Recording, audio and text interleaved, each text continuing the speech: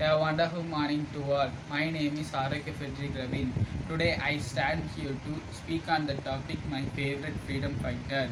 Today we are the great citizen of proud India, free India, because of various freedom fighter.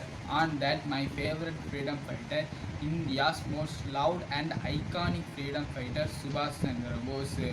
He was well known for his rousing and motivational speech.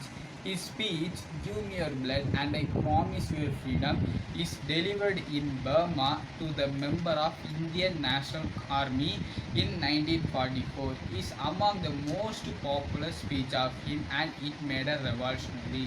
That's why he was my favorite. Subhash Chandra Bose was popularly known as Netaji. He was a great patriot, freedom fighter, and a militant. He was born in Odisha, Cuttack, on 23rd January 1897 to Janakin Bose and Prabhavati Devi. His father Janakin Bose was well-known lawyer of his time. His mother Prabhavati Devi was a religious woman.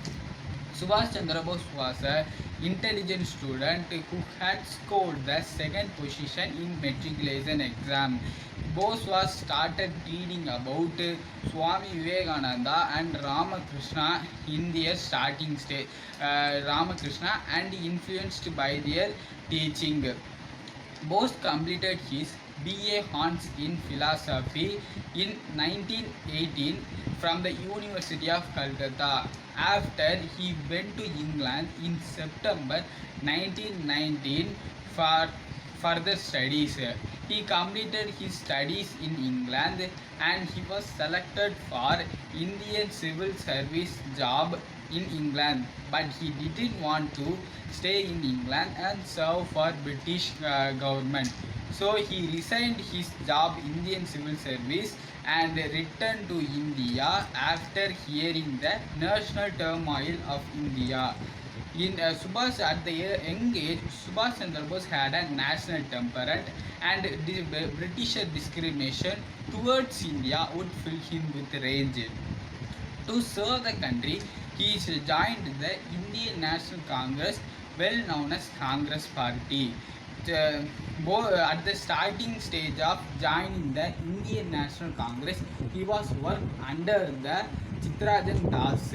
He is an active member of Congress in Calcutta. He regarded the Chittarajan Das as his political guru. After Bose joined the non-cooperation movement started by Gandhi under his influence. Bose was a revolutionary freedom fighter who had now to found the Azad Hind Army, well known as Indian National Army. For his revolutionary movement, he was went to jail for several times. Bose was suspected with the connection of secret revolutionary movement, so he was sent to Mandalay jail in Burma, where he contracted tuberculosis. At the time, he was elected as a president of Indian National Congress and worked along with Jawaharlal Nehru and another great political leader. And another great political leader. He both have more militant and left-wing approach to independence, which reason becomes Bose's difference with Gandhi and other Congress leaders. In fact, he was went to jail for 11 times for his ideology and used force against the British. Bose was elected as a Indian president, the president of Indian National Congress as twice, but he resigned the post as he against the Congress internal and foreign policy. Soon he left the party and went out the country to seeking the alliance with other country to fight against the British. He earned the support of Japanese and they agreed him to helping to forming the Indian National Army in the Southeast Asia Southeast Asia. So after he later on, Bose was Bose was became the commander of INA. The Indian National Army attacked the northeast part of India. This attack took place under the leadership of Subhash Chandra Bose. Subhash Chandra Bose, even he successfully acquiring few portion of northeastern parts of India, but the surrender of Japanese forced him to withdraw and call back of the war.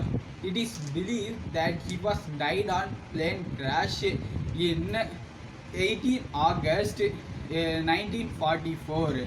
The Subhash Chandra Bose was an unforgettable hero who had fought for the country freedom struggle, and he was he was known to be the hero the country has ever seen. Thank you.